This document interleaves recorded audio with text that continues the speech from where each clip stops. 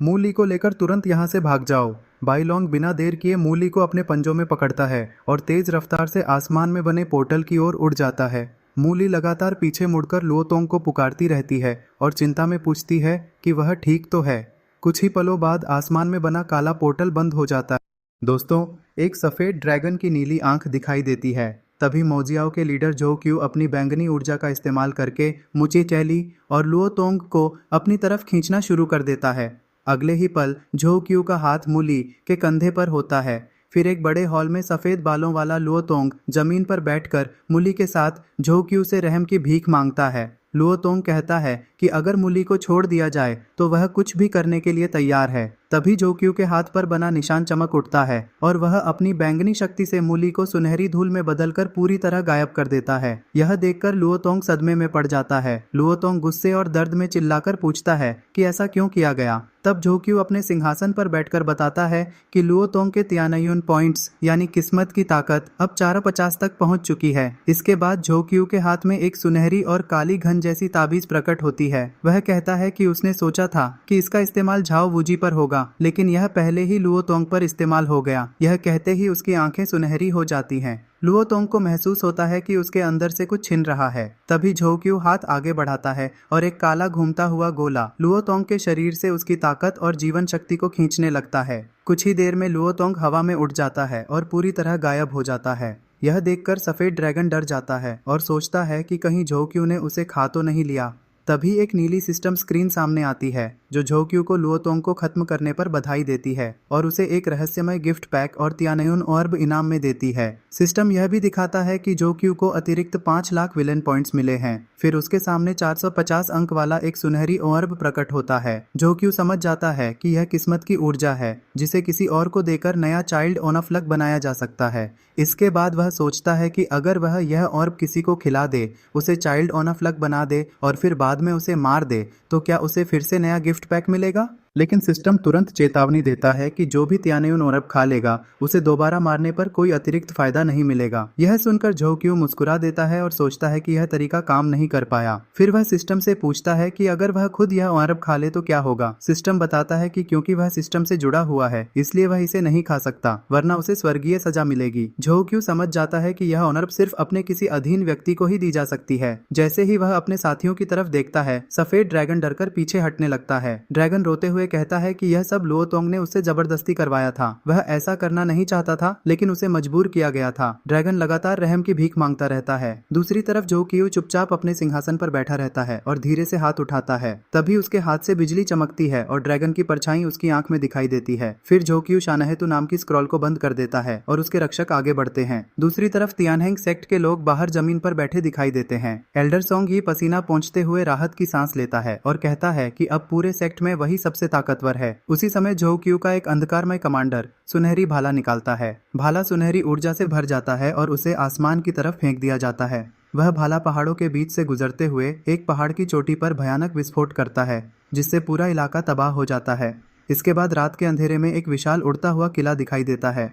उसके अंदर झो क्यू एक स्क्रॉल में बने पहाड़ों और नदियों के नक्शे को देख रहा होता है। वह स्क्रॉल खोलता है और उसे छूते ही एक जादुई घेरा बन जाता है, जिस पर लिखा होता है भाग 1 दिन अंदर के 10 दिनों के बराबर है। झो क्यू कहता है कि मोजियाओ के पास समय की कमी है और लुओतोंग का यह विशेष खजाना सच में बहुत उपयोगी है। फिर वह स्क्रॉल को समेटकर थैले में रख देता है और सिस्टम से पूछता है कि रहस्यमय गिफ्ट पैक के अंदर क्या क्या मिल सकता है। सिस्टम बताता है कि उसके अंदर की चीजें पूरी तरह किस्मत पर निर्भर हैं। झो क्यू जब बॉक्स खोलता है तो सिस्टम घोषणा करता है कि उसे एक सेंट रियल में एक्सपीरियंस कार्ड और एक थैला एक्सट्रीमली फ्रेग्रेंट डॉग फूड मिला है।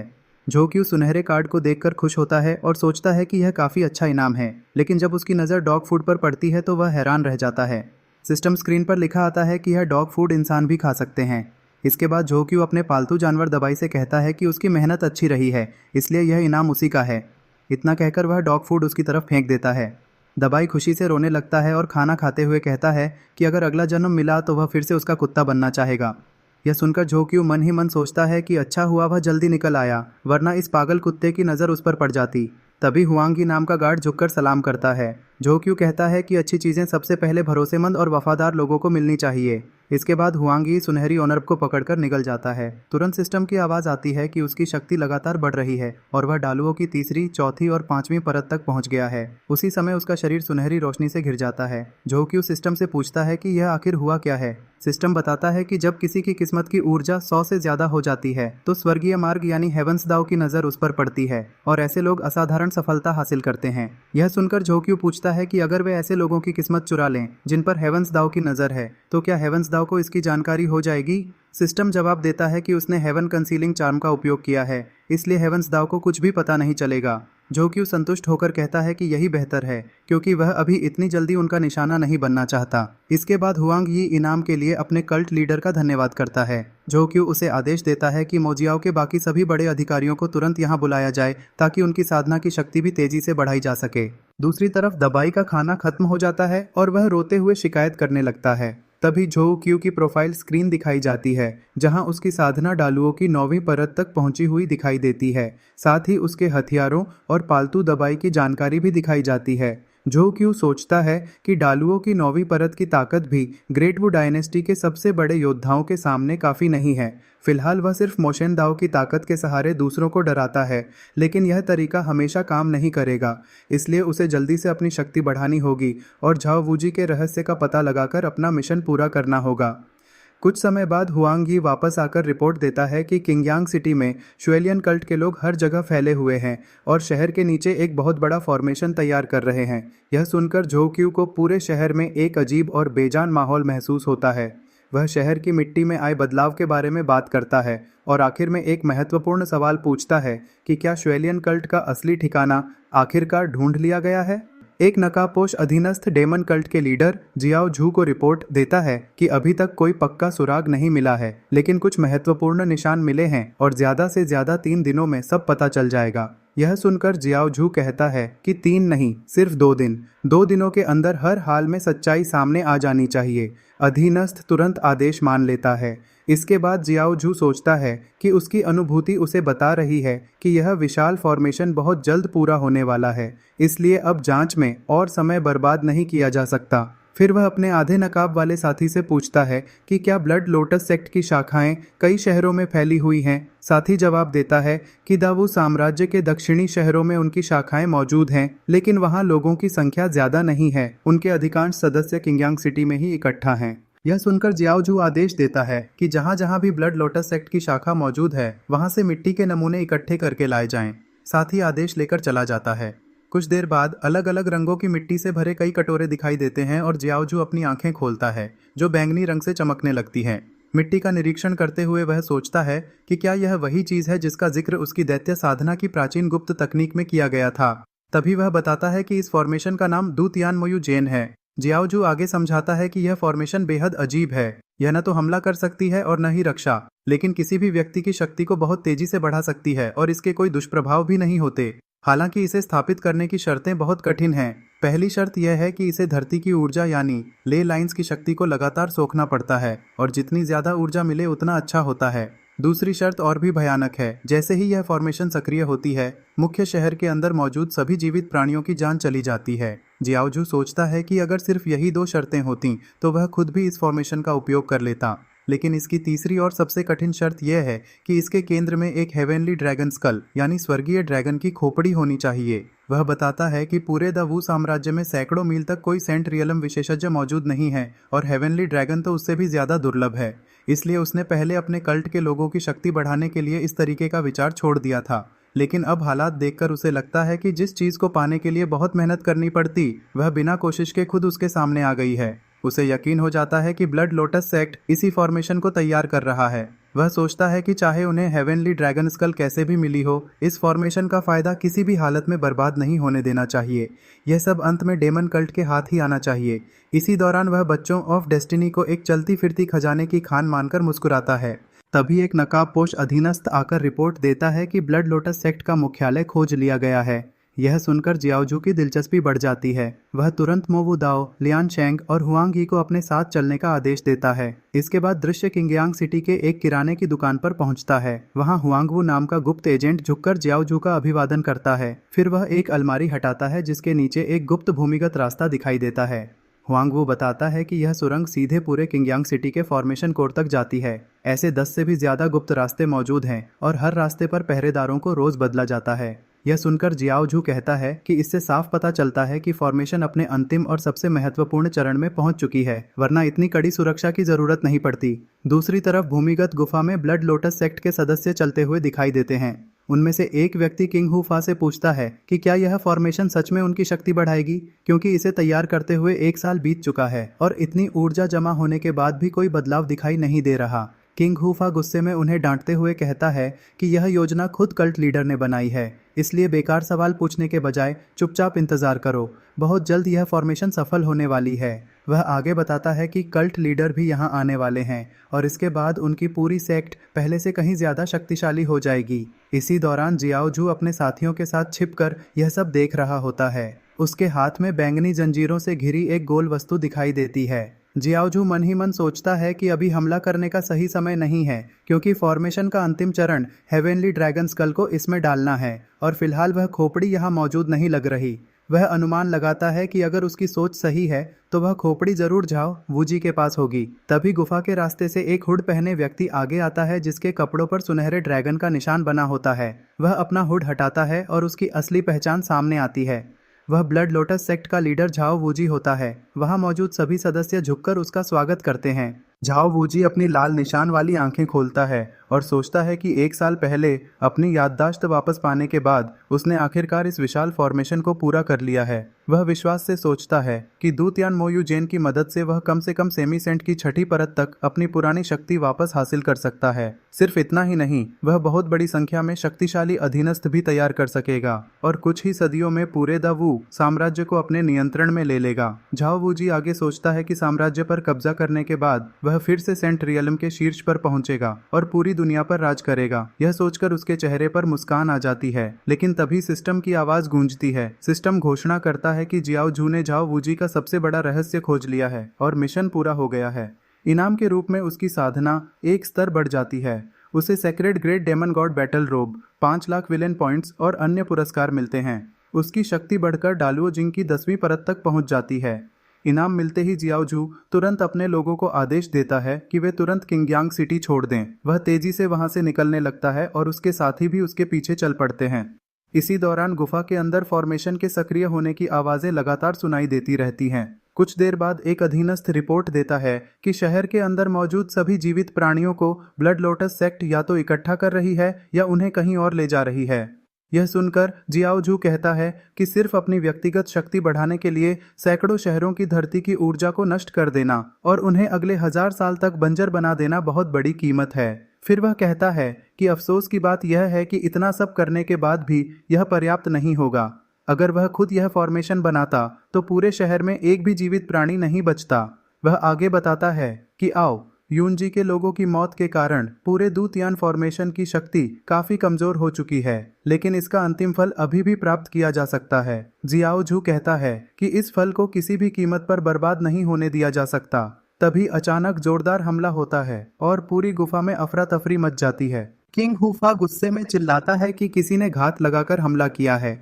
इसके साथ ही गुफा के अंदर भीषण लड़ाई शुरू हो जाती है। लड़ाई के बीच किंग हूफा अपनी पूरी शक्ति छोड़ता है और सीधे जियाओ जू के सामने आकर खड़ा हो जाता है। वह गुस्से से चिल्लाता है कि हर जगह वही क्यों आ जाता है, उसने आखिर उसका क्या बिगाड़ा है और क्यों उसे कभी चैन से जीने नहीं दिया जाता।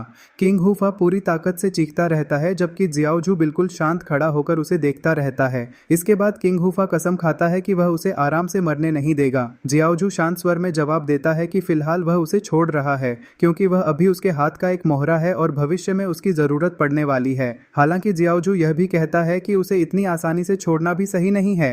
उसने अपनी विशेष तकनीक शेनमो ये की सिर्फ 10% शक्ति का इस्तेमाल किया है, लेकिन इतना ही उसके लिए काफी होगा।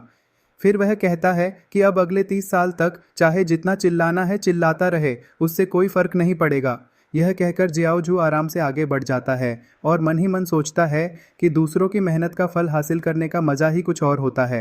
जैसे जैसे वह आगे बढ़ता है उसके आसपास ऊर्जा की तेज लहरें उठने लगती हैं और वह खुशी से महसूस करता है कि आखिरकार उसका नया ब्रेक थ्रू सफल हो गया है। जियाओ झू बताता है कि इस बार आने वाली स्वर्गीय परीक्षा उसकी पिछली डालुओ रियल्म वाली परीक्षा से 100 गुना ज्यादा शक्तिशाली है। वह समझता है कि अपनी मौजूदा शक्ति के साथ वह इस आपदा को सीधे नियंत्रित नहीं कर सकता, इसलिए उसे कोई दूसरा तरीका अपनाना होगा। उसी समय आसमान में काली घटाएं छा जाती हैं, बिजली चमकने लगती है और सिस्टम की आवाज सुनाई देती है, डिंग, डिजास्टर मिटिगेशन। पूरा आसमान गर्जना करने लगता है, लेकिन जियाओ झू बिल्कुल शांत खड़ा रहता है, मानो उसे आने वाले भयानक तूफान से जरा भी डर न हो। उसी समय आसमान में बिजली की गड़गड़ाहट के साथ एक विशाल 3 सिरों वाला बैंगनी ड्रैगन प्रकट होता है और एक सुनहरी रिंग उसकी तरफ बढ़ने लगती है। अगले ही पल वह सुनहरी रिंग तीनों ड्रैगन के सिरों के बीच पहुंचती है और एक भयानक धमाका होता है। रिंग हवा में स्थिर रहती है जबकि तीनों ड्रैगन उसके चारों ओर घूमने लगते हैं। नीचे पूरा शहर दिखाई देता है और जो कियोंग हवा में खड़ा होकर आसमान में उमड़ते तूफान को देख रहा होता है। कुछ ही देर बाद बादलों के बीच ड्रैगन एक दूसरे के सामने आते हैं, फिर तीनों अपने मुंह खोलते हैं और आसमान में एक चमकता हुआ ऊर्जा गोला बनता है। उस गोले से एक सफेद चमकदार ड्रैगन निकलता है और तेजी से नीचे झो कियोंग की ओर आता है, फिर उसके पीछे आकर रुक जाता है। दूर आसमान में एक और व्यक्ति दिखाई देता है। इसी दौरान झो कियोंग सुनहरी बिजली के बीच खड़ा रहता है और अचानक शहर के बिल्कुल बीचों बीच एक विशाल बिजली गिरती है। इस हमले से इमारतें टूटने लगती हैं और हर तरफ धुआं फैल जाता है। इसके बाद झो कियोंग पहाड़ों के सामने खड़ा दिखाई देता है। तेज हवाएं चल रही होती हैं और उसके बाल हवा में लहरा रहे होते हैं। ऊपर काले बादल और चमकती बिजली दिखाई देती है। फिर वह दोनों हाथ फैलाकर आसमान की तरफ देखता है। धीरे धीरे बादल छंटने लगते हैं और सुनहरी रोशनी पूरे शहर पर बरसने लगती है। मौसम साफ हो जाता है। झो कियोंग बताता है कि जब थंडर ड्रैगन ने उस पर हमला किया था तब उसने शानहेतु यानी माउंटेन एंड रिवर मैप की मदद से समय के प्रवाह को बदल दिया था, इसलिए वह हमला उसे मार नहीं सका। इसके बाद वह हाथ उठाता है और एक सुनहरा चमकता नक्शा हवा में दिखाई देता है। कुछ क्षण बाद वह गायब हो जाता है और झो कियोंग एक अंधेरी गुफा के अंदर पहुंचता है। वहां एक चमकदार सुनहरा सिंहासन मौजूद होता है। वह उसके पास जाकर आराम से बैठ जाता है। सिंहासन पर बैठकर वह आंखें बंद करता है और कहता है कि सिर्फ हाफ सेंट की पहली परत की ताकत उसे संतुष्ट नहीं कर सकती। तभी उसकी आंखें सुनहरी चमकने लगती हैं और सिंहासन के चारों ओर एक सुनहरा ऊर्जा चक्र बन जाता है।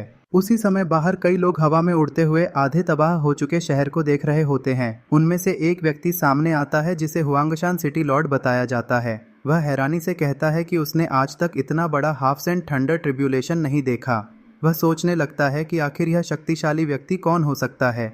दूसरी तरफ आधे नष्ट हो चुके इलाके में हर जगह मलबा और धुआं दिखाई देता है। स्क्रीन पर बताया जाता है कि पूरा किंगयांग सिटी लगभग आधा तबाह हो चुका है। हुआंगशान सिटी लॉर्ड नीचे जमीन पर टूटे हुए सामान को देखता है और हैरान होता है कि पूरे शहर में एक भी जीवित इंसान दिखाई क्यों नहीं दे रहा। थोड़ी देर बाद वह और उसके साथी शहर के बाहर पहुंचते हैं जहां बहुत सारे लोग जमा होते हैं। तभी फटे हुए कपड़े पहना एक आदमी रोते हुए उनके सामने आता है और इंसाफ की मांग करता है। सिटी लॉर्ड उससे पूछता है कि वह कौन है और आखिर यहाँ क्या हुआ है। वह आदमी रोते हुए बताता है कि वे सभी किंगयांग सिटी के निवासी हैं। कुछ समय पहले उन्हें ज़बरदस्ती शहर से बाहर निकाल दिया गया था। उसके बाद किसी ने वहाँ हाफ सेंट ट्रिब्यूलेशन शुरू कर दी जिससे आधा शहर और उसकी दुकान नष्ट हो गई। सिटी लॉर्ड पूछता है कि क्या उसे पता है यह सब किसने किया। तब वह आदमी अपनी बाह पर बना लाल कमल का निशान दिखाता है और बताता है कि लोगों को बाहर निकालने वालों की बाहों पर भी यही निशान था, इसलिए वे जरूर ब्लड लोटस सेक्ट के सदस्य थे। यह सुनकर हुआंगशान सिटी लॉर्ड समझ जाता है कि मामला बहुत गंभीर है और इसकी खबर तुरंत सम्राट तक पहुंचनी चाहिए। इसके बाद दृश्य झाओ वूजी की तरफ जाता है। वह आसमान में तेजी से उड़ रहा होता है और उसके मुंह से खून निकल रहा होता है। झाओ वूजी कहता है कि अगर वह स्पेस गैप के अंदर न गया होता तो शायद वहीं मर जाता। वह मूल रूप से जैनबेई किंग की हवेली की ओर जा रहा था, लेकिन झो कियोंग के हमले ने उसकी दिशा बदल दी और वह इंपीरियल सिटी से बहुत दूर जा पहुंचा।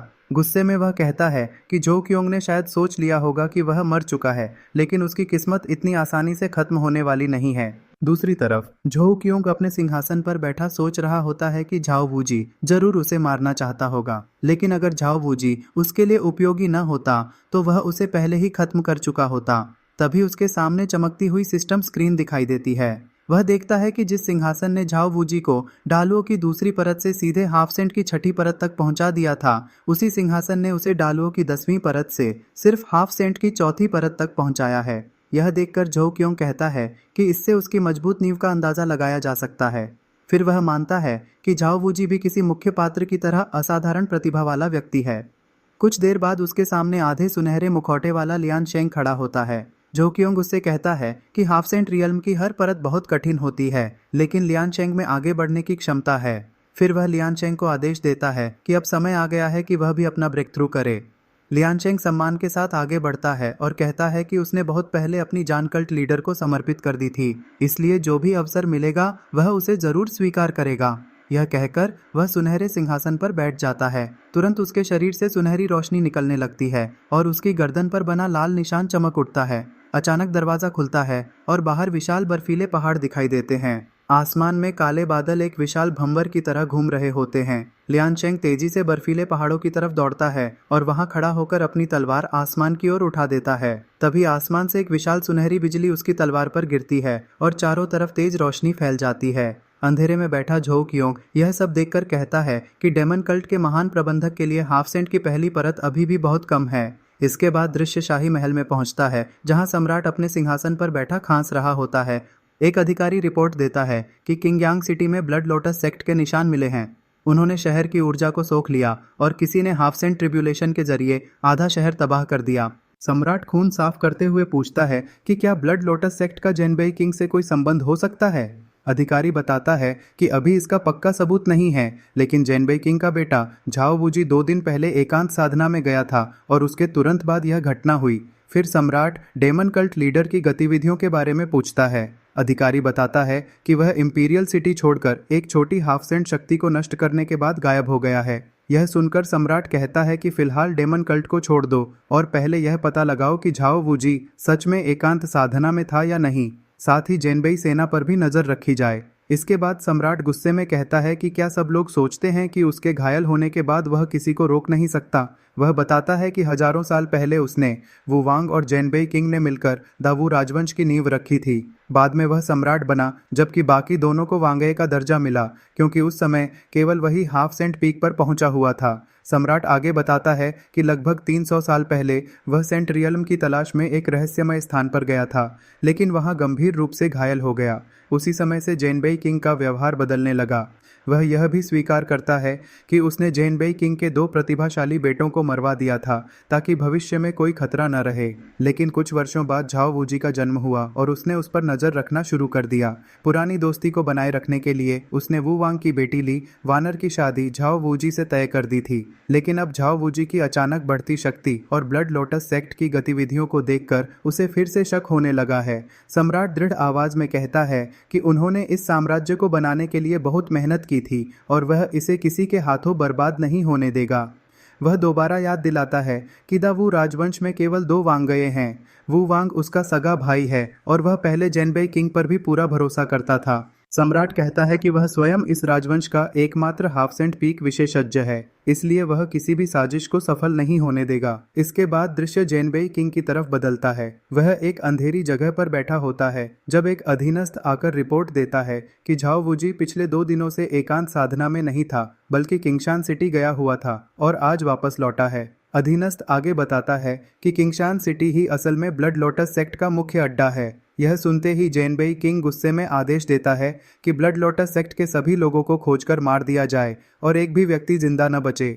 इसके बाद वह कहता है कि जल्द ही झाओ वूजी की शादी वू वांग की बेटी से होने वाली है, इसलिए कोई बड़ी समस्या नहीं होनी चाहिए।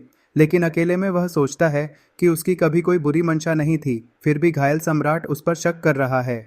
वह उम्मीद करता है कि झाओ वूजी और ली वानर की शादी के बाद सब कुछ सामान्य हो जाएगा, लेकिन साथ ही वह यह भी सोचता है कि जब उसके घाव ठीक हो जाएंगे तब पुराने हिसाब जरूर चुकाए जाएंगे। अंत में दृश्य एक अंधेरी गुफा में पहुंचता है जहां 2 बेहद ताकतवर योद्धा चलते हुए दिखाई देते हैं। उनमें से एक मो वू वांग दूसरे से पूछता है कि कल्ट लीडर ने उन्हें यहाँ क्यों बुलाया है और क्या इस पहाड़ में कोई बड़ा रहस्य छिपा हुआ है।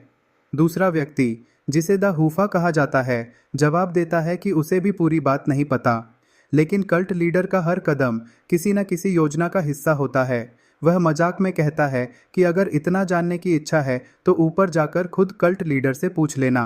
यह सुनकर मो वू वांग तुरंत घबरा जाता है और कहता है कि नहीं नहीं, वह तो बस ऐसे ही पूछ रहा था। उसी समय बाई हाउतियान बादलों के बीच बने एक ऊंचे प्लेटफॉर्म की तरफ देखता है और महसूस करता है कि वहां से निकलने वाली आभा बेहद शक्तिशाली है।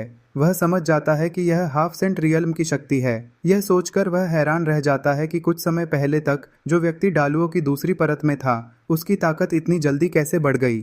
इसी दौरान मोहू वांग और कई आधे इंसान आधे जानवर जैसे योद्धा सामने आते हैं। बाई हाउतियान मन ही मन सोचता है कि वह हमेशा लियान शेंग को अपना सबसे बड़ा प्रतिद्वंद्वी मानता था। उसने खुद भी बहुत मेहनत करके हाल ही में डालुओं की पहली परत में प्रवेश किया है और उसे लगा था कि उनके बीच ज़्यादा अंतर नहीं होगा।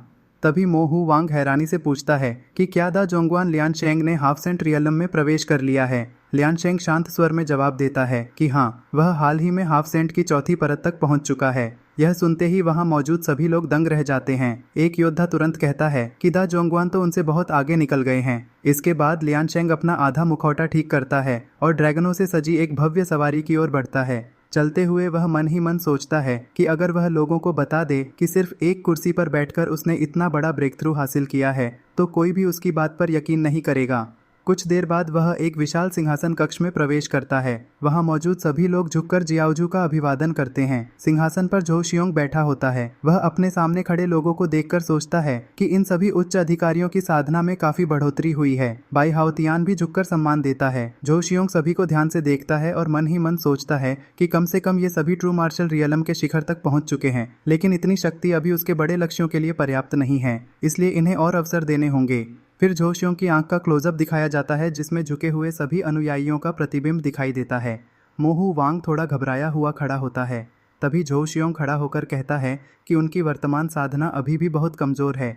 वह आगे कहता है कि वह उन्हें एक और अवसर देने वाला है, लेकिन इस बार जो पीछे रह जाएगा वह अपने परिणाम का खुद जिम्मेदार होगा। यह सुनकर सभी गंभीर हो जाते हैं। कई लोग समझ जाते हैं कि यह बात खास तौर पर मोहू वांग के लिए कही गई है, क्योंकि वह अभी तक ट्रू मार्शल की 9वीं परत में ही अटका हुआ है। मोहू वांग अपनी गलती मानते हुए सोचता है कि शायद उसकी सुस्ती की वजह से वह बाकी लोगों से पीछे रह गया, लेकिन अगले ही पल उसे याद आता है कि जियाओजू ने पहले कहा था कि वह उसे बहुत महत्व देते हैं। यह सोचकर वह खुश हो जाता है और मान लेता है कि वह जियाओजू के सबसे खास लोगों में से एक है। उसकी इस सोच को देखकर बाकी लोग उसे अजीब नज़रों से देखने लगते हैं। दूसरी तरफ झो शियोंग सोचता है कि इन लोगों को अमर संसार में आए अभी ज़्यादा समय नहीं हुआ है। फिर उसकी नज़र बाई हाउतियान पर जाती है और वह मानता है कि उसकी प्रगति बाकी लोगों से बेहतर है। इसके बाद झो शियोंग अपने हाथ में एक सुनहरी स्क्रॉल निकालता है। वह बताता है कि यह एक विशेष साधना खजाना है जिसके अंदर समय की गति को तेज किया जा सकता है। यह सुनते ही सभी अनुयायी झुककर प्रण लेते हैं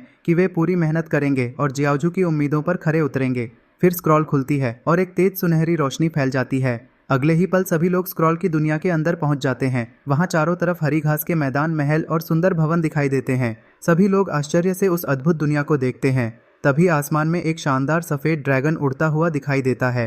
वह दिल जैसी आकृति बनाते हुए नीचे उतरता है और सबके सामने आकर रुक जाता है। ड्रैगन उनका स्वागत करते हुए कहता है कि शानहे-तू की दुनिया में सभी का स्वागत है। वह बताता है कि वह इसी शानहे-तू का आत्मिक संरक्षक है और साथ ही सर्वोच्च जियाओजू का सबसे प्रिय पालतू भी है। यह सुनकर मोहू वांग सिर खुजलाने लगता है और सोचता है कि जियाओजू के पास तो पहले से दा बाई नाम का पालतू था, तो फिर यह सफेद ड्रैगन कौन है। ड्रैगन की नीली आंख दिखाई देती है। वह मन ही मन सोचता है कि जब से वह जियाओजू के हाथों में आया है तब से हमेशा डर के माहौल में रहा है, लेकिन 2 दिन पहले जियाओजू ने उसे एक खास काम सौंपा था जिसमें इन लोगों के लिए समय तेज साधना कक्ष तैयार करना था। यह याद करके ड्रैगन बहुत खुश होता है और सोचता है कि इसका मतलब जियाओजू उसे खाने या मारने वाला नहीं है, वह तो उसे अपना दूसरा पिता मानने लगा है।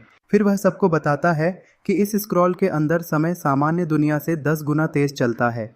इसके बाद वह सामने बने छोटे छोटे महलों की ओर इशारा करता है और बताता है कि उनके अंदर समय की गति 20 गुना तक बढ़ाई जा सकती है।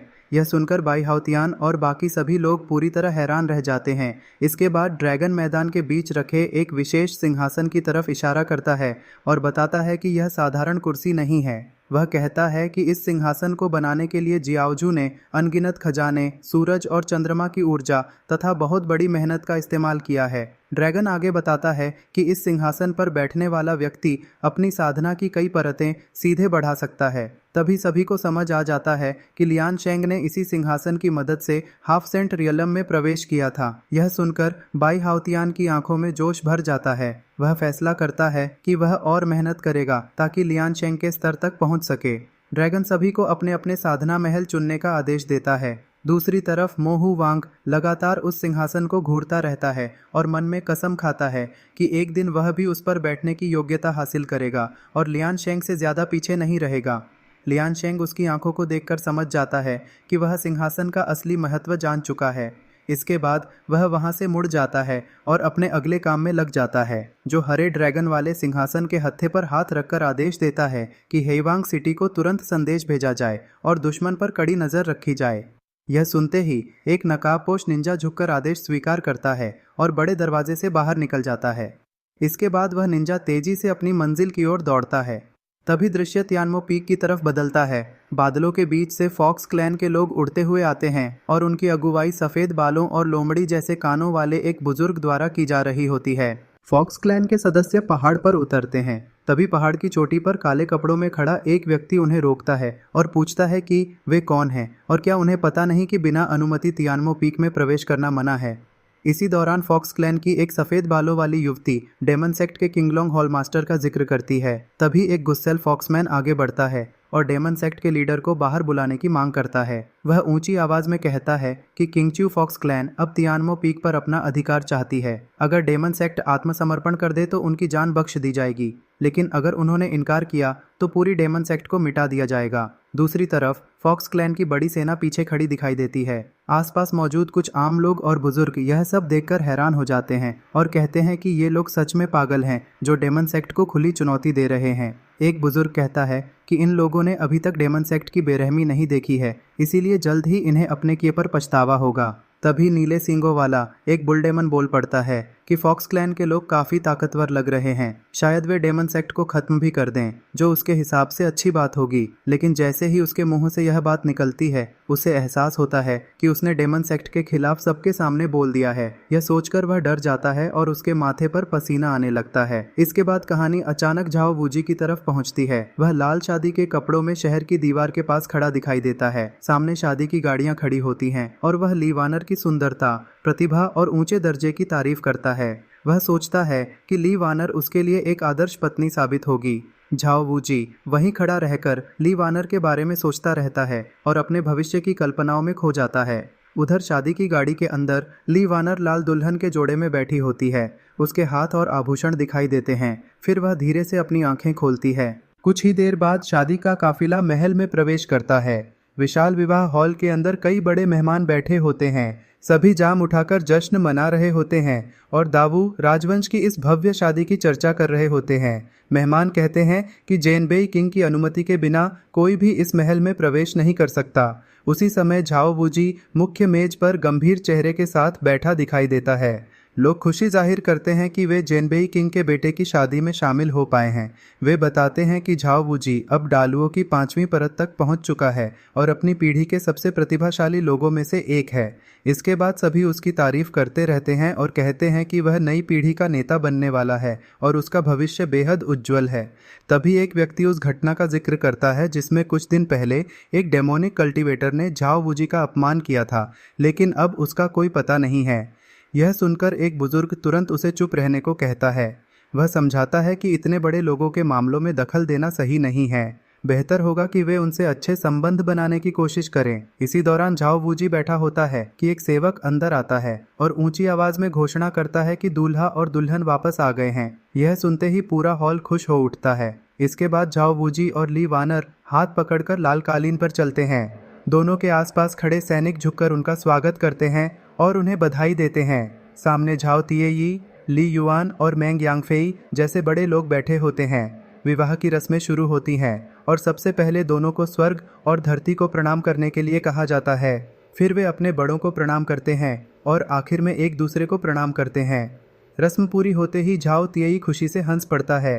इसके बाद सेवक उन्हें विवाह कक्ष में जाने का संकेत देता है और सभी मेहमान उन्हें शुभकामनाएं देने लगते हैं। हॉल के अंदर जश्न जारी रहता है। लोग जाम उठाकर खुशी मनाते हैं और लगातार शुभकामनाएं देते रहते हैं। दूसरी तरफ विवाह कक्ष में झाओ वूजी एक प्याला पकड़कर ली वानर से कहता है कि आज से वह उसकी पत्नी है और वह पूरी जिंदगी उससे प्यार करेगा। वह आगे कहता है कि जब वह भविष्य में सम्राट बनेगा तो ली वानर को अपनी महारानी बनाएगा। इसके बाद वह उसे प्याला पीने के लिए कहता है। ली वानर चुपचाप बैठी रहती है जबकि झाओ वूजी अपनी बातों में खोया रहता है। लेकिन तभी अचानक झाओ वूजी को तेज दर्द महसूस होने लगता है। वह जोर जोर से खांसता है और उसके मुंह से खून निकलने लगता है। अगले ही पल वह जमीन पर गिर पड़ता है। दर्द से तड़पते हुए वह समझ जाता है कि उसे जहर दिया गया है। वह पहचान लेता है कि यह तियानमो पीक की दवा और हुआ वू के जहरीले पानी का मिश्रण है। इसके बावजूद वह कहता है कि इतनी आसानी से उसे नहीं मारा जा सकता। फिर वह ली वानर से पूछता है कि उसे ऐसा करने का आदेश किसने दिया। झाओ वूजी को अपना अतीत याद आने लगता है। वह सोचता है कि जब उसकी प्रतिभा कमजोर थी तब सभी लोग उसे तुच्छ समझते थे, लेकिन ली वानर ही एकमात्र व्यक्ति थी जिसने कभी उसे नीची नजर से नहीं देखा। यह सुनते ही झाओ वूजी का गुस्सा फूट पड़ता है। वह उसे गालियां देता है और कसम खाता है कि अगर वह बच गया तो उसे मार डालेगा। लेकिन जहर लगातार उसके शरीर को कमजोर करता जा रहा होता है। वह बार बार इलाज मांगता है और धमकी देता है कि अगर उसे दवा नहीं मिली तो वह उसे खत्म कर देगा। दूसरी तरफ ली वानर लगातार हंसती रहती है। तभी झाओ वूजी को एहसास होता है कि उस पर वूजिन हार्टलेस थॉर्न नाम का बेहद खतरनाक हमला भी किया गया है। इसके बावजूद वह हार नहीं मानता और कहता है कि वह इतनी आसानी से नहीं मर सकता। अपने आखिरी शब्द बोलता है और फिर उसकी मौत हो जाती है। उसी समय काले कपड़ों में खड़ा झो क्योंग वहां दिखाई देता है, जबकि सिस्टम की आवाज आती है कि मिशन सफलतापूर्वक पूरा हो गया है। इसके बाद झो क्योंग एक नीली बिजली से बना पोर्टल खोलता है और उसमें प्रवेश करके गायब हो जाता है। दृश्य तुरंत बदल जाता है और जेनबेई वांग झाओ तिएई गुस्से में महल के अंदर प्रवेश करता है। उसके चेहरे पर दर्द और क्रोध साफ दिखाई दे रहा होता है और उसकी आंखें लाल हो जाती हैं। झाओ तिएई तेजी से झाओ वूजी की लाश के पास पहुंचता है। दूसरी तरफ एक कमरे में घायल ली वानर बिस्तर पर लेटी हुई दिखाई देती है और एक व्यक्ति उसके पास आता है। वह व्यक्ति एक हरी बोतल खोलता है जिसमें से धुआं निकलने लगता है। ली वानर कमजोर आवाज में कहती है कि झाओ वूजी अब मर चुका है और अब जेनबेई वांग को संतोष मिल जाना चाहिए, क्योंकि आखिरकार यह साम्राज्य ली परिवार के हाथों में ही रहेगा। कुछ ही पलों बाद ली वानर के शरीर से धुआं निकलने लगता है और उसकी हालत तेजी से बिगड़ती जाती है। दूसरी तरफ वू वांग ली युआन गुस्से में हरी बोतल हाथ में पकड़े खड़ा होता है, जबकि आसपास मौजूद लोग उसे ध्यान से देख रहे होते हैं। इसके बाद झाओ तिएई सिंहासन पर बैठता है और बेहद गुस्से में दिखाई देता है। उसके सामने कई लोग खड़े होते हैं, लेकिन कोई भी कुछ बोलने की हिम्मत नहीं करता। अचानक वह गुस्से से चिल्लाता है कि उसके 2 बेटे पहले ही मर चुके हैं और अब सिर्फ झाओ वूजी बचा था। क्या लोग फिर भी चैन से नहीं बैठ सकते थे? झाओ तिएई के मन में शक पैदा होता है कि कहीं यह सब उसके भाई के आदेश पर तो नहीं हुआ और क्या ली वानर को भी इसी साजिश का हिस्सा बनाकर बलि चढ़ा दिया गया। तभी ली युआन आगे बढ़कर कहता है कि इस मामले में कुछ न कुछ गड़बड़ जरूर है और कोई जानबूझकर दोनों परिवारों के बीच फूट डालना चाहता है। वह सुझाव देता है कि पहले पूरी जांच होनी चाहिए। इसके बाद 4 शक्तिशाली लोग मिलकर अपनी रहस्यमयी शक्तियों का इस्तेमाल करते हैं और लाशों पर एक विशेष मंत्र चलाते हैं ताकि सच्चाई सामने आ सके। जांच के दौरान झाओ वूजी की अंतिम यादें सामने आती हैं। उसमें दिखता है कि झो क्योंग ने उसकी दवा छीन ली थी और उसके शरीर को हिलने डुलने से रोक दिया था। यह सच सामने आते ही झाओ तिएई का गुस्सा और भी बढ़ जाता है। वह ली युआन पर आरोप लगाता है कि उसने अपने मकसद के लिए अपनी ही बेटी की जान की भी परवाह नहीं की। गुस्से में झाओ तिएई एक विशाल सुनहरी ऊर्जा का विस्फोट करता है और सीधे आसमान में उड़ जाता है।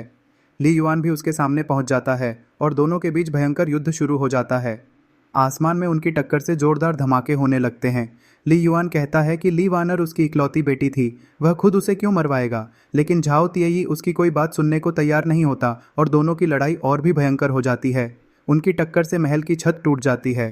नीचे खड़े लोग डरकर भागने लगते हैं और चिल्लाते हैं कि जेनबेई वांग और वू वांग आपस में लड़ रहे हैं। उसी समय झो क्योंग पूरी शांति से महल से बाहर निकल जाता है, जैसे उसका इस अफरा तफरी से कोई लेना देना ही न हो। महल के बाहर मौजूद लोग हैरान होते हैं कि शादी के तुरंत बाद दोनों पक्षों के बीच इतनी बड़ी लड़ाई कैसे शुरू हो गई। आसमान में युद्ध लगातार तेज होता जाता है। ली युआन हैरान रह जाता है कि झाओ तिएई की ताकत अचानक इतनी ज्यादा कैसे हो गई। तभी झाओ तिएई एक विशाल सुनहरी मुक्का बनाकर हमला करता है। यह वार इतना शक्तिशाली होता है कि ली युआन घायल हो जाता है और उसके मुंह से खून निकलने लगता है। यह देखकर बाकी मास्टर्स समझ जाते हैं कि अगर उन्होंने हस्तक्षेप नहीं किया तो ली युआन की जान भी जा सकती है। अगले ही पल झाओ तिएई के पीछे एक विशाल सुनहरी अवतार प्रकट होता है। दूसरे मास्टर्स आसमान में पहुंचकर उसे लड़ाई रोकने के लिए कहते हैं, लेकिन झाओ तिएई गुस्से में उन्हें डांट देता है और कहता है कि आज वू वांग को मरना ही होगा। उसके बेटे की मौत का बदला लिए बिना वह नहीं रुकेगा। इसके बाद वह अपनी भाला निकालता है और फिर से हमला करने की तैयारी करता है। दूसरी तरफ बाकी मास्टर्स अपनी सुरक्षा ढालें सक्रिय कर लेते हैं। एक सफेद बालों वाला मास्टर अपनी विशेष तकनीक का उपयोग करता है। सुनहरे अक्षर हवा में उभरते हैं और एक सुनहरे घोड़े पर सवार योद्धा का विशाल आभा मंडल बन जाता है, जो झाओ तिएई के हमले को रोकने की कोशिश करता है। इस दौरान जमीन पर मौजूद लोग चर्चा कर रहे होते हैं कि उन्होंने सुना है जेनबेई वांग का इकलौता बेटा झाओ वूजी मर गया है। कई लोग अफसोस जताते हैं कि जिस दिन उसकी शादी हुई उसी दिन उसकी मौत हो गई। उनके लिए यह बहुत दुखद घटना है। दूसरी तरफ जो क्योंग अकेला खड़ा यह सब देख रहा होता है। वह सोचता है कि जेनबेई वांग सच में बेहद शक्तिशाली है, क्योंकि वह अकेले 2 बड़े मास्टर्स का सामना कर रहा है। अगर वह कमजोर होता तो उसकी पूरी योजना विफल हो सकती थी। तभी सिस्टम की आवाज आती है कि झाओ वूजी को खत्म करने के इनाम के रूप में एक रहस्यमयी गिफ्ट बैग और तियान्युन पर्ल प्राप्त हुई है, जिस पर 480 अंक दिखाई देते हैं। जो क्योंग सोचता है कि झाओ वूजी की किस्मत लुओतोंग से भी ज्यादा मजबूत थी। इसके बाद वह अपनी योजना के अगले चरण के बारे में सोचने लगता है। उधर लोग अभी भी चर्चा कर रहे होते हैं कि जेनबेई वांग इतना ताकतवर कैसे हो गया कि उसने अकेले वू वांग और बाकी मास्टर्स को दबा दिया। कुछ लोग कहते हैं कि जेनबेई वांग की ताकत अब शाही परिवार के लिए खतरा बन चुकी है और शायद इसी वजह से शाही परिवार उससे डरता था। जो क्योंग मन ही मन जेनबेई सेना के बारे में सोचता है। उसके अनुसार यह सेना बेहद शक्तिशाली है और अगर कभी विद्रोह कर दे तो पूरे साम्राज्य को खतरे में डाल सकती है। आसमान में युद्ध लगातार जारी रहता है, जोरदार धमाके होते हैं और दूसरे मास्टर्स पर दबाव बढ़ता जाता है। ली युआन हैरान होकर सोचता है कि क्या झाओ तिएई सच में उन सबको मार डालना चाहता है। तभी शाही महल के पुराने और छिपे हुए मास्टर्स भी सक्रिय हो जाते हैं। यह देखकर झाओ तिएई ठंडी आवाज में घोषणा करता है कि आज से दोनों पक्षों के बीच दुश्मनी शुरू हो चुकी है। वह चेतावनी देता है कि अगली बार जब उनकी मुलाकात होगी तो वह सिर्फ एक साधारण लड़ाई नहीं बल्कि जीवन और मृत्यु का युद्ध होगा। यह कहने के बाद झाओ तिएई वहां से चला जाता है। उसके जाने के बाद भी उसका दबाव इतना भारी होता है कि एक मास्टर के पुराने घाव फिर से उभर आते हैं। वह मास्टर गंभीर स्वर में कहता है कि उसकी चोटें लोगों की सोच से कहीं ज़्यादा गंभीर हैं और झाओ तिएई का इस तरह बच निकलना भविष्य में बहुत बड़ा खतरा बन सकता है। दूसरी तरफ जो क्योंग मुस्कुराता है और सोचता है कि उसकी योजना पूरी तरह सफल रही। एक शादी अब जनाजे में बदल चुकी है और 2 पुराने भाई अब एक दूसरे के दुश्मन बन गए हैं। इसके बाद वह दूसरा बड़ा गिफ्ट बैग खोलने का फैसला करता है। सिस्टम उसे बताता है कि उसे शानशेन जी लिंग यानी माउंटेन गॉड स्पिरिट प्राप्त हुई है। यह सुनकर जो क्योंग खुश हो जाता है। वह सोचता है कि इस शक्ति का उपयोग डेमन सेक्ट को और मजबूत बनाने में किया जा सकता है, किसी बेकार जीव की तरह नहीं जो सिर्फ कब्रें खोदने के काम आता हो। फिर वह एक ऐसी विशाल फॉर्मेशन के बारे में सोचता है जो डेमन सेक्ट और उसकी सेना की ताकत को 10 गुना तक बढ़ा सकती है। इसके बाद दृश्य बदल जाता है।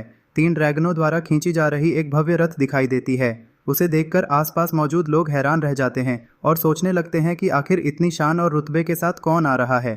एक शिष्य अपने गुरु से पूछता है कि यह व्यक्ति कौन है, लेकिन उसका गुरु तुरंत उसे चुप रहने के लिए कहता है और बताता है कि अगर वह अपनी जान बचाना चाहता है तो ज़्यादा सवाल न करे। शिष्य हैरानी से पूछता है कि जब उसके गुरु इतने शक्तिशाली हैं तो फिर वह डर क्यों रहे हैं। यह सुनकर गुरु गुस्से में जवाब देता है कि जिस व्यक्ति की बात हो रही है वह उनके पूर्वजों के स्तर का महान अस्तित्व है। फिर वह डांटते हुए पूछता है कि क्या उसे बिल्कुल भी अंदाजा नहीं कि वह किसके बारे में बात कर रहा है। एक गुरु अपने शिष्य को डांटते हुए कहता है कि मो जियाओ के बारे में खुली जगह पर बातें नहीं करनी चाहिए। शिष्य सोचता है कि उसने हमेशा सुना है कि मो जियाओ ने कुछ ही सालों में सबको हिलाकर रख दिया और उसका जियाओजू जो क्योंग बेहद खतरनाक इंसान है। गुरु बताता है कि इस शहर का वाइस ऑल्टर मास्टर भी उनके सामने झुकता है, इसलिए यहाँ रुकना सुरक्षित नहीं है। दोनों तुरंत सामान बांधकर शहर छोड़ने का फैसला कर लेते हैं, लेकिन जैसे ही वे निकलते हैं कुछ नकाबपोश लोग उनके घर में घुस जाते हैं। उनका नेता गुस्से में कहता है कि वे सिर्फ एक कदम देर से पहुंचे और शिकार हाथ से निकल गया। इसी दौरान बादलों के बीच से 2 विशाल ड्रैगनों द्वारा खींची जा रही एक उड़ती हुई शाही सवारी तियानमो पीक की तरफ आती है।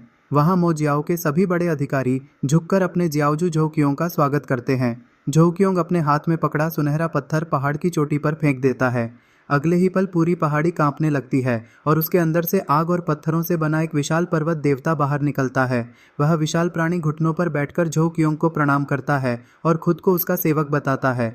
जो क्योंग महसूस करता है कि तियानमो पीक के साथ जुड़ने के बाद उसकी ताकत बढ़कर हाफ सेंट 8वीं लेयर तक पहुंच चुकी है। इससे खुश होकर जो क्योंग उसका नाम जूलिंग रख देता है और उसे तियानमो पीक का रक्षक घोषित कर देता है। वह आदेश देता है कि जो भी इस पर्वत की शांति भंग करेगा उसे जिंदा नहीं छोड़ा जाएगा। इसके बाद जो क्योंग अपने सिंहासन कक्ष में लौटता है और सोचता है कि अभी उसकी शक्ति पर्याप्त नहीं है, इसलिए वह एक नया हॉल बनाने की घोषणा करता है जिसका नाम जानतांग यानी बैटल हॉल होगा। इस हॉल का उद्देश्य 1 मिलियन डेमन सैनिकों की सेना तैयार करना होगा। वह मो वू दाओ को इस नए हॉल का अस्थायी हॉल मास्टर नियुक्त करता है और उसे 3 महीने के अंदर 1 मिलियन सैनिक तैयार करने का आदेश देता है। साथ ही बाकी सभी हॉलों को भी अपने श्रेष्ठ शिष्यों का 10वां हिस्सा इस सेना में भेजने का आदेश दिया जाता है। इसके बाद बाई हाओतियान आगे आता है। जो क्योंग उसे तियान्युनझू नाम की एक सुनहरी गोली देता है और उसे खाने के लिए कहता है। गोली निगलते ही बाई हाओतियान के शरीर से तेज सुनहरी रोशनी निकलने लगती है और उसकी शक्ति तेजी से बढ़ने लगती है।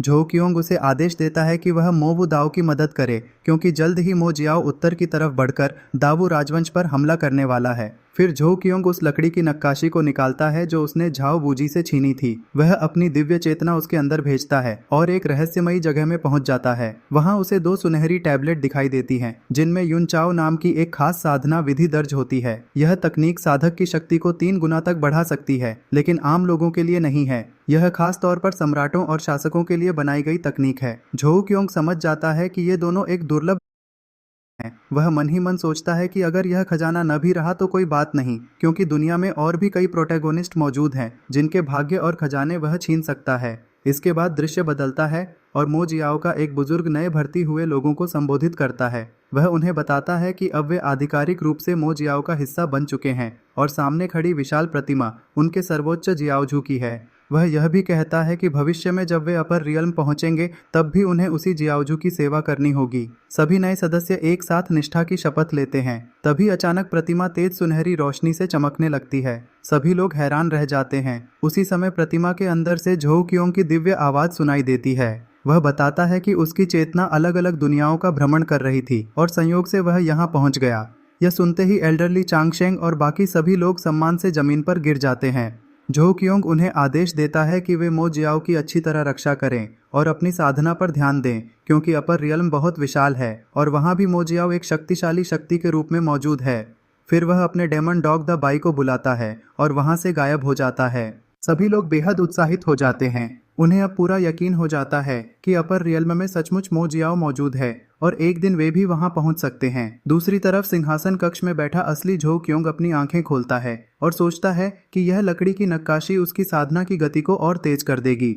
इसके बाद वह अपने असली लक्ष्य के बारे में सोचता है। वह खुद को दुनिया का सबसे बड़ा विलेन मानता है और फैसला करता है कि वह एक एक करके सभी प्रोटैगोनिस्ट को खत्म करेगा। उसके अनुसार महान विलेन वही होता है जो पूरे संप्रदायों, राज्यों और यहाँ तक कि पूरी दुनिया को अपने कदमों के नीचे झुका दे। आखिर में दृश्य फिर शहर की गलियों में पहुंचता है, जहाँ मो जियाओ के लोग ढोल बजाकर ऐलान कर रहे होते हैं कि अब 1 मिलियन डेमन सैनिकों की भर्ती शुरू हो चुकी है। घोषणा की जाती है कि जिसकी भी खेती यानी कल्टीवेशन टोंगशुआन 7वीं लेयर या उससे ऊपर है, वह तुरंत भर्ती केंद्र पहुंचे। यह सुनकर वही शिष्य और उसका गुरु दोनों हैरान रह जाते हैं, क्योंकि उन्हें यकीन नहीं होता कि मो जियाओ इतनी विशाल सेना बनाने की तैयारी कर चुका है। मो जियाओ की 1 मिलियन सेना तैयार करने की योजना अब तेजी से आगे बढ़ रही है। शहर की गलियों में लोग भागते हुए भर्ती केंद्र की तरफ जा रहे हैं। एक आदमी दूसरे से कहता है कि डेमन कल्ट ने भर्ती की शर्तें कम कर दी हैं, इसलिए इस बार उसका चयन होने का मौका है। पहले उसकी कल्टीवेशन कम होने की वजह से उसे मौका नहीं मिला था। भर्ती केंद्र पहुंचने पर लोग भर्ती के नियम पढ़ते हैं। कुछ लोग खुश होते हैं, जबकि कुछ अफसोस करते हैं कि वे अभी भी जरूरी स्तर तक नहीं पहुंच पाए। दूसरी तरफ रेगिस्तान जैसे मैदान में लंबी लंबी कतारें दिखाई देती हैं, जिससे साफ पता चलता है कि मो जियाओ की ताकत और प्रभाव तेजी से बढ़ रहा है। इसके बाद दृश्य डेमन कल्ट के महल में बदलता है, जहाँ झो क्योंग अपने सिंहासन पर बैठा होता है। उसका एक अधीनस्थ घुटनों के बल बैठकर रिपोर्ट देता है कि 3 महीने पहले जेनबेई वांग ने दा वू साम्राज्य के खिलाफ विद्रोह का ऐलान कर दिया था। अब तक 300 से ज्यादा शहर उसके साथ जुड़ चुके हैं और पूरे साम्राज्य में युद्ध जैसी स्थिति बन गई है।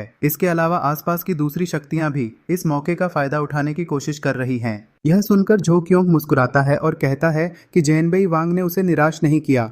वह समझाता है कि 300 शहरों पर कब्जा करना कोई छोटी बात नहीं है, क्योंकि इससे दा वू साम्राज्य की लगभग 1/3 जमीन उसके हाथ से निकल चुकी है। इसी वजह से वू सम्राट हमेशा उससे डरता था। तभी मो वू दाओ आगे आकर रिपोर्ट देता है कि झानतांग ने 1 मिलियन डेमन सैनिक तैयार कर लिए हैं। इन सैनिकों में टोंगशुआन 9वीं लेयर के योद्धा, 10,000 कियानगू रियल्म विशेषज्ञ और 1,000 झेनवू रियल्म के योद्धा शामिल हैं। यह सुनकर झो क्योंग काफ़ी खुश होता है और उनकी मेहनत की तारीफ करता है। इसके बाद वह अपने सिंहासन से उठकर एक बड़ा सपना सबके सामने रखता है। वह कहता है कि उसे नहीं पता अपर रियल्म कितना विशाल है, लेकिन उसका लक्ष्य साफ है। एक दिन पूरा अपर रियल्म स्वयं डेमन कल्ट के सामने झुकेगा। वह अपने सभी अनुयायियों से पूछता है कि क्या उनमें इतना साहस है कि वे उसके साथ मिलकर पूरी दुनिया को जीत सकें। झोउ क्योंग की बात सुनकर पूरी सेना घुटनों पर बैठ जाती है और एक साथ शपथ लेती है कि वे उसके पीछे चलेंगे, अपर रियलम पर राज करेंगे और पूरी दुनिया को हिला देंगे। झोउ क्योंग उनकी वफादारी से खुश होकर कहता है कि डेमन कभी किसी से नहीं डरते। फिर वह मो वुदाओ को आदेश देता है कि आज से ही दावू साम्राज्य की सीमा पर हमला शुरू कर दिया जाए। हालांकि वह जल्दबाजी नहीं करना चाहता, इसलिए मो वुदाओ को 2 साल का समय देता है ताकि वह और भी शक्तिशाली डेमन सैनिक तैयार कर सके। साथ ही 12 डेमन किंग्स और बाकी संरक्षकों को भी सीमा पर जाने का आदेश दिया जाता है। रात के समय झोउ क्योंग अकेले खड़ा भविष्य के बारे में सोचता है। वह कल्पना करता है कि एक दिन उसकी लाखों की सेना सेमी सेंट से भी ऊपर पहुंच जाएगी और पूरी दुनिया को जीत लेगी। इसी दौरान वह अपनी पुरानी बैंगनी तलवार को बुलाता है और कहता है कि लगता है अब उसे फिर से अपने इस पुराने साथी की जरूरत पड़ने वाली है। दूसरी तरफ नानचान सिटी में सिटी लॉर्ड चैन और सिटी गार्ड वांग कुई बातचीत कर रहे होते हैं। चेन बताता है कि द वू साम्राज्य में हर तरफ अफरा तफरी फैली हुई है और कई छोटी ताकतें भी सक्रिय हो चुकी हैं। वांग कुई गुस्से में कहता है कि अगर वह सीमा की रक्षा में न लगा होता तो अब तक सभी विद्रोहियों को खत्म कर चुका होता। चेन उसे एक गुप्त पत्र देता है और बताता है कि यह उसके लिए बड़ा मौका हो सकता है। पत्र पढ़कर वांग कुई हैरान रह जाता है। उसमें लिखा होता है कि डेमन कल्ट ने फॉक्स क्लैन जैसी ताकत को खत्म कर दिया है और अब 1 मिलियन सैनिकों के साथ नानचान सिटी की तरफ बढ़ रहा है। चैन भरोसे के साथ कहता है कि उसके जासूसों की जानकारी के अनुसार अगले कुछ दिनों में हमला जरूर होगा। वांग कुई खिड़की से बाहर देखते हुए सोचता है कि वह कई सालों से इस दूर दराज इलाके में फंसा हुआ है। अगर वह इस युद्ध में बड़ी जीत हासिल कर लेता है तो शायद उसे वापस इंपीरियल सिटी बुला लिया जाएगा। वहीं चेन भी अपने भविष्य के सपने देखता है। उसे लगता है कि डेमन कल्ट का सबसे शक्तिशाली योद्धा सिर्फ सेमी सेंट पहली या दूसरी लेयर का होगा, इसलिए जीत हासिल करना मुश्किल नहीं होगा। उधर डेमन कल्ट के सैन्य शिविर में एक जासूस मो वुदाओ को जानकारी देता है कि नानचान सिटी में 1 मिलियन सैनिक मौजूद हैं और उनका नेतृत्व वांग कुई कर रहा है, जो सेमी सेंट 5वीं लेयर का विशेषज्ञ है। यह सुनकर मो वुदाओ थोड़ा हैरान होता है कि इतने छोटे सीमा शहर में इतना शक्तिशाली योद्धा कैसे मौजूद है। उसे बताया जाता है कि वांग कुई शाही सेना का महत्वपूर्ण जनरल है और इसी वजह से यहाँ तैनात है। मो वुदाओ इस खबर से घबराने की बजाय खुश होता है। वह सोचता है कि जितना ताकतवर दुश्मन होगा उतना ही उसकी सेना को युद्ध का अनुभव मिलेगा। वह यह भी महसूस करता है कि उसे अपनी शक्ति और बढ़ानी होगी ताकि वह हमेशा झोउ क्योंग पर निर्भर न रहे। कुछ समय बाद युद्ध शुरू हो जाता है। नानचान सिटी की दीवारों पर खड़े सैनिक देखते हैं कि डेमन कल्ट की विशाल सेना सचमुच शहर पर हमला करने आ गई है। वे हैरान होते हैं कि इतनी बड़ी संख्या में टोंगशुआन 9वीं लेयर और उससे ऊपर के योद्धा आखिर कहां से आ गए। वांग कुई शुरुआत में उन्हें साधारण सेना समझता है, लेकिन जब वह मो वुदाओ की शक्ति महसूस करता है तो उसका चेहरा बदल जाता है। उसे पता चलता है कि सामने खड़ा यह व्यक्ति भी सेमी सेंट 5वीं लेयर का विशेषज्ञ है। गुस्से में वह चेन पर चिल्लाता है और पूछता है कि उसे गलत जानकारी क्यों दी गई थी। चेन डर के मारे कांपने लगता है और कहता है कि वह सिर्फ एक छोटा सिटी लॉर्ड है और उसके पास सीमित जानकारी थी। इसके बाद वांग कुई खुद युद्ध के मैदान में उतरता है और जोर से अपना परिचय देता है। जवाब में मो वुदाओ भी आगे बढ़कर कहता है कि वह डेमन कल्ट के झान तांग का हॉल मास्टर है और अपने जियाओजू के आदेश पर शहर को नष्ट करने आया है। वांग कुई सोचता है कि अगर वह इस विशाल सेना को हरा दे तो उसका नाम पूरे साम्राज्य में फैल जाएगा। वह अपनी सेना को फियर्स टाइगर फॉर्मेशन बनाने का आदेश देता है। देखते ही देखते सैनिकों की शक्ति मिलकर एक विशाल चमकते हुए बाघ का रूप लेने लगती है। इसके जवाब में मो वुदाओ अपनी सेना को ग्रेट डेमन फॉर्मेशन बनाने का आदेश देता है। डेमन सैनिकों की शक्ति मिलकर एक भयानक बैंगनी अंधेरी ऊर्जा में बदल जाती है। दोनों विशाल फॉर्मेशन आमने सामने आ जाते हैं। शुरुआत में वांग कुई को लगता है कि डेमन सेना ज्यादा देर टिक नहीं पाएगी, लेकिन जल्द ही उसे एहसास होता है कि ग्रेट डेमन फॉर्मेशन की शक्ति उसके टाइगर फॉर्मेशन से कम नहीं है। फिर दोनों सेनाएं पूरी ताकत से एक दूसरे पर टूट पड़ती हैं। युद्ध के बीच वांग कुई और मो वुदाओ आमने सामने भिड़ जाते हैं। वांग कुई दावा करता है कि आज सभी डेमन सैनिक मारे जाएंगे, लेकिन मो वुदाओ शांत रहते हुए कहता है कि पहले उसे अपनी चिंता करनी चाहिए। दूर खड़े डेमन कल्ट के दूसरे संरक्षक युद्ध को देख रहे होते हैं। उनमें से एक कहता है कि उन्हें मदद करनी चाहिए क्योंकि नए सैनिक बड़ी संख्या में मारे जा रहे हैं, लेकिन दूसरा उसे रोक देता है और कहता है कि अभी ध्यान से देखो, कुछ अलग हो रहा है। अचानक लड़ते हुए डेमन सैनिकों के शरीर में एक रहस्यमयी अंधेरी शक्ति प्रवेश करने लगती है। उनकी आंखें लाल चमकने लगती हैं और उनकी ताकत तेजी से बढ़ने लगती है। युद्ध के मैदान में एक योद्धा हाँफता हुआ दिखाई देता है और हैरानी से देखता है कि लाल आंखों वाले भयानक डेमन सैनिक दुश्मनों पर टूट पड़े हैं। हर तरफ खून बह रहा है और वह समझ जाता है कि यह सब एक बहुत शक्तिशाली फॉर्मेशन की वजह से हो रहा है।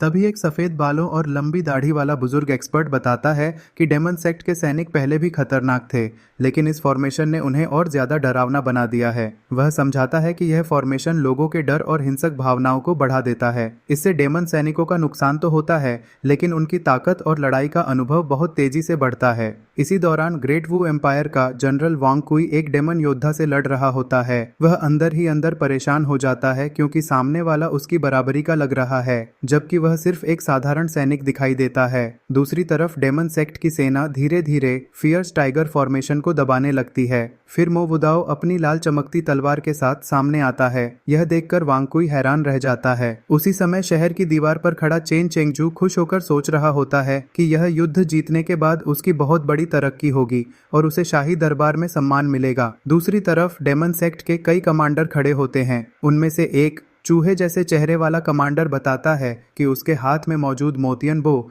एक हाफ सेंट स्तर का खजाना है जो उन्हें उनके जियाओजू ने इनाम में दिया है। वह धनुष खींचकर कई बैंगनी तीर छोड़ता है जो सीधे शहर की दीवार पर खड़े चेन चेंगजू को जाकर लगते हैं। चेन चीखते हुए घायल होकर गिर जाता है। कुछ कमांडर उसका मजाक उड़ाते हैं, लेकिन एक कमांडर कहता है कि उसे अभी जिंदा रहने दो क्योंकि आगे उसकी ज़रूरत पड़ सकती है। युद्ध के मैदान में वांग कुई समझ जाता है कि अगर लड़ाई ऐसे ही चलती रही तो उसकी सेना टूट जाएगी। वह पीछे हटने का सोचता है, लेकिन तभी मो वुदाओ अचानक अपनी सेना को वापस लौटने का आदेश दे देता है। यह देखकर वांग कुई भी हैरान हो जाता है। शहर के लोग खुशी मनाने लगते हैं और सोचते हैं कि उनकी सेना ने डेमन सेक्ट को भगा दिया है, लेकिन वांग कुई जानता है कि सच्चाई बिल्कुल अलग है। उसके अनुसार वे मुश्किल से अपनी जान बचा पाए हैं। रात को घायल चेन चेंगजू गुस्से में वांग कुई के पास पहुंचता है और पूछता है कि उसने दुश्मन का पीछा क्यों नहीं किया। वांग कुई गुस्से में उसे धक्का देकर गिरा देता है और कहता है कि आज शहर का बच जाना ही बहुत बड़ी बात थी। वह बताता है कि डेमन सैनिक लगातार मजबूत होते जा रहे हैं और उनकी सेना का नुकसान दुश्मन से कहीं ज्यादा हुआ है। इसके बाद वांग कुई चेन चेंगजू से डेमन सेक्ट के बारे में और जानकारी मांगता है। चेन बताता है कि उसका जियाओजू खुद को दुनिया का सबसे शक्तिशाली इंसान मानता है। यह सुनकर वांग कुई सोचने लगता है कि अगर कोई ऐसा दावा कर रहा है तो उसकी ताकत जरूर बहुत ज्यादा होगी। फिर चेन एक और डरावनी बात बताता है। वह कहता है कि डेमन सेक्ट का जियाओजू अक्सर पूरे के पूरे शहरों का सफाया कर देता है। उसने कैओस लैंड के कई शहर पहले ही खत्म कर दिए हैं। यह सुनकर वांग कुई के होश उड़ जाते हैं क्योंकि उसका परिवार भी इसी शहर में रहता है। वांग कुई तुरंत आदेश देता है कि किसी भी तरह यह खबर इंपीरियल सिटी तक पहुंचाई जाए, लेकिन बाद में पता चलता है कि 2 साल से शहर का बाहरी दुनिया से कोई संपर्क नहीं हो पाया है। जितने भी लोग बाहर भेजे गए वे कभी वापस नहीं लौटे। यहाँ तक कि जो लोग भागने की कोशिश करते हैं उनका भी कोई पता नहीं चलता। वांग कुई पूरी तरह निराश हो जाता है। वह बताता है कि डेमन सेक्ट इस शहर को सिर्फ अपने सैनिकों की ट्रेनिंग के लिए इस्तेमाल कर रही है। पिछले 2 सालों से हर 10 दिन में हमला होता है, लेकिन जीतने से पहले ही डेमन सेक्ट पीछे हट जाती है। इस दौरान उनके सैनिक और ज़्यादा मजबूत होते जाते हैं। वह याद करता है कि 1 साल पहले उसने भागने की कोशिश की थी, लेकिन उस कोशिश में उसने अपनी पत्नी और 2 बेटों को खो दिया। अब उसे लगता है कि पूरा साम्राज्य बर्बादी की तरफ बढ़ रहा है और शायद कोई उनकी मदद के लिए नहीं आएगा। आखिर में दृश्य डेमन सेक्ट के कैंप में जाता है, जहां सभी कमांडर आग के आसपास बैठकर मांस खा रहे होते हैं और शराब पी रहे होते हैं। एक बुल डेमन हंसते हुए कहता है कि जियाओजू का बनाया हुआ फेंगतियन फॉर्मेशन इतना शक्तिशाली है कि 2 साल से कोई भी खबर बाहर नहीं भेज पाया। फिर एक रैबिट डेमन मजाक उड़ाते हुए कहता है कि जिहू आर्मी अब पूरी तरह बेकार हो चुकी है। इस पर मो वुदाओ हंसते हुए कहता है कि अब हाल यह है कि उनके सैनिकों को देखकर दुश्मन लड़ने से पहले ही डरकर भाग जाते हैं।